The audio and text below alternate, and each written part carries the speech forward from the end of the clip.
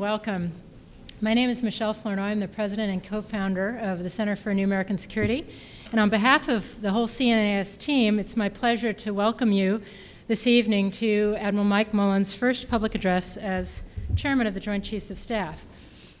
Many of you are aware of his career. He is a native of Los Angeles, which is also my hometown. He graduated from the U.S. Naval Academy and had command of 3 ships as a young naval officer. As a flag officer, he commanded the Cruiser Destroyer Group 2, the George Washington Battle Group, and the U.S. Second Fleet, Strike Fleet Atlantic. He was also, his last operational assignment was commander of NATO Joint Forces Command in Naples and commander U.S. Naval Forces Europe.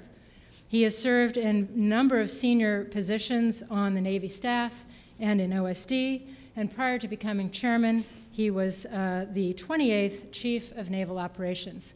Please join me in welcoming Admiral Mullen. Thank you so much. We are part of a new world order. And as the recently departed Admiral William J. Crowe once said, it's long on new and it's short on order.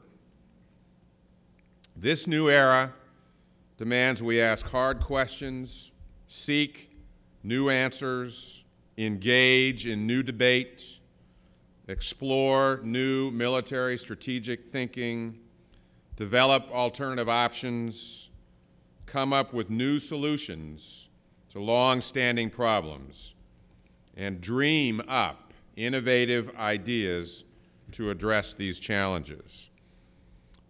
We're coming up on our 6th year of war, and the Army and Marine Corps have indeed been stretched. The Army's on a 15-month deployment, 12-month home rotation cycle, and the Marines are on a 7-month deployment and a 7-month home rotation cycle, and many of them have done 2, 3, and 4 deployments. And that's tough. And as some of you may have read, I received some healthy feedback on the trip, my recent trip, both to Iraq and Afghanistan, as well as this week at Forts Riley, Leavenworth, and Sill. During the trip to Iraq and Afghanistan, one of the things that struck me the most was the morale of our soldiers on the ground. It's good, but they're tired, and in particular, one of the groups I spoke with had been there 14 months. They were ready to come home, and their families were ready to have them come home. The troops and their families all sacrifice much to support the pace of operations.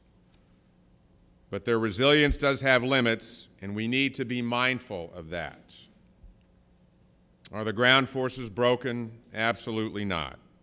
Are they breakable? They are.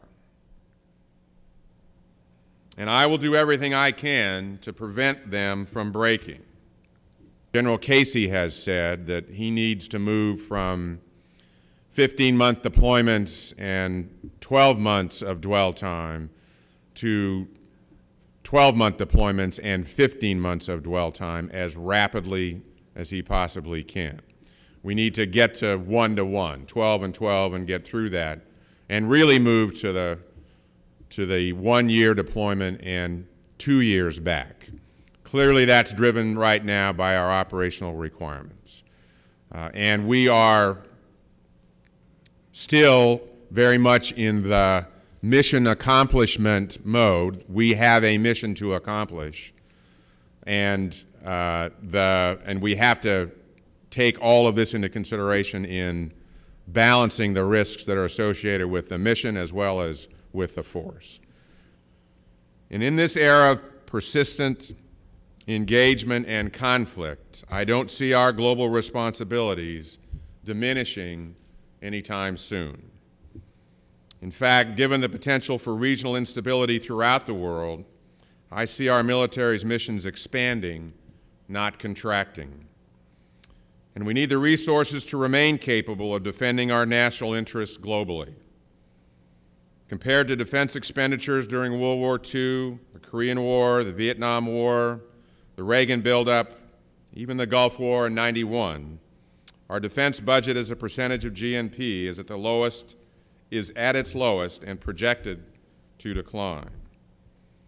And maintaining a balanced force optimized for fulfilling increasing global responsibilities with a declining budget just doesn't make a lot of sense to me. I believe 4% is the floor. It may even be higher.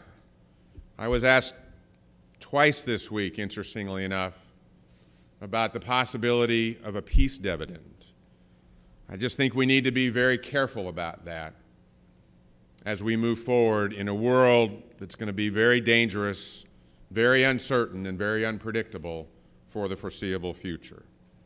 I think in the context of the long war, the resource of that jihadist has to dry up. And I don't mean the money, I mean the philosophy, I mean the beliefs, I mean the ideas.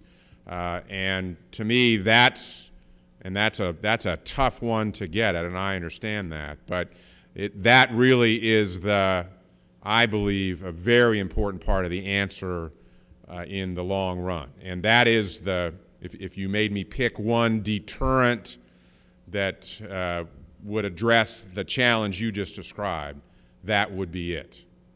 Specifically to ensure that the ideas that are inspiring them now hold no motivation for them for the future. The standards of integrity and courage and leadership that we represent in the United States military are so vital and precious that we have to ensure that we don't in any way, shape, or form jeopardize that. We all raise our right hand, swear to support the Constitution, and carry out the orders we are given, and we should do that. And if we can't do that, then we should leave.